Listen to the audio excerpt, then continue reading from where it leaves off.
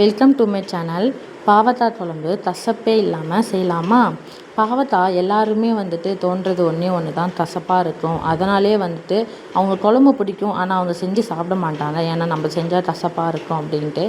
நானே கல்யாணத்துக்கு முன்னாடி பாவக்காய் குழம்பே சாப்பிட மாட்டேன், கசப்பாக இருக்கும் அப்படின்ட்டு. அம்மா செய்யறத கூட பார்க்க மாட்டேன். கல்யாணத்துக்கு அப்புறம் எங்கள் வீட்டில் நிறைய தடவை சொல்லியிருக்காங்க, எனக்கு செஞ்சு கொடு, எனக்கு ரொம்ப பிடிக்கும் அப்படின்ட்டு.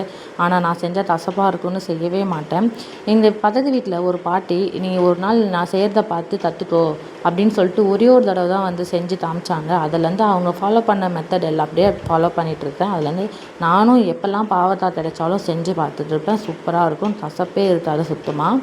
பாவக்காவை ரொம்ப மெலிசாக கட் பண்ணிக்கலாம். கொட்டையெல்லாம் எடுத்துகிட்டு சுத்தமாக தண்ணி இல்லாமல் ஒரு கிச்சன் டவலை வச்சு நல்லா ட்ரை பண்ணிக்கோங்க.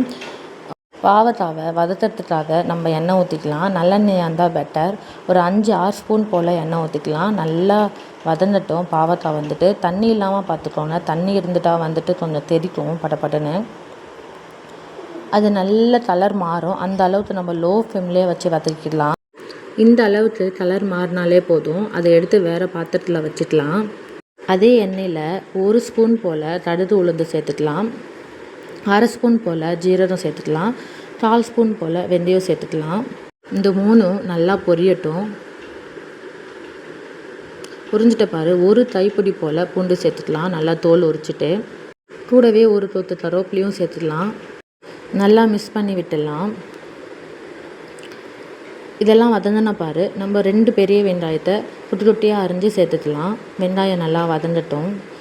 வெங்காயம் நல்லா வதங்கின பாரு, 2 பழுத்த தக்காளியை நம்ம மிக்ஸி ஜாரில் போட்டு அரைச்சி எடுத்து அதையும் சேர்த்துக்கலாம். அது கூட லைட்டாக தண்ணி மிக்ஸ் பண்ணி நல்லா அலசி ஊற்றிக்கலாம். நல்லா மிக்ஸ் பண்ணிவிட்டு இந்த பச்சை ஸ்மெல் போகிற அளவுக்கு வெயிட் பண்ணலாம். அதுக்கப்புறம் நம்ம மசாலா சேர்த்துக்கலாம்.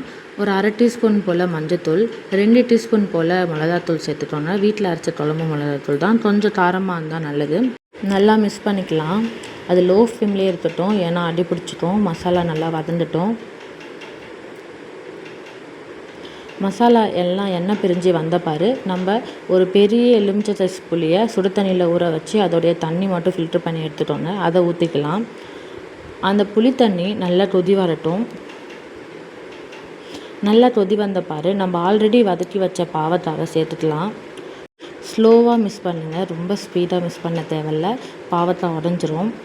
நல்லா மிக்ஸ் பண்ணிக்கோங்க. அது இப்பயே குழம்புக்கு தேவையான உப்பையும் போட்டுட்டு ஒரு தட்டு போட்டு மூடி லோ ஃப்ளேமில் ஒரு 15 நிமிஷத்துக்கு வேக வச்சிடலாம். நடுவில் ஒரு 2-3 தடவை கிளறி விட்டுக்கலாம். ஏன்னா நம்ம தட்டியாக கிரேவி ரெடி பண்ணுறப்ப கொஞ்சமாக அடி பிடிக்கிறதுக்கு வாய்ப்பு இருக்குது. 15 நிமிஷம் கழித்து நம்ம திறந்து பார்க்குறப்ப குழம்பும் ரெடி ஆகிடும். நல்லா எண்ணெய் பிரிஞ்சு சூப்பராக இருக்கும். நீங்களும் உங்கள் வீட்டில் இதே மெத்தடில் செஞ்சு பார்த்துட்டு எப்படி வந்ததுன்னு கமெண்டில் சொல்லுங்கள்.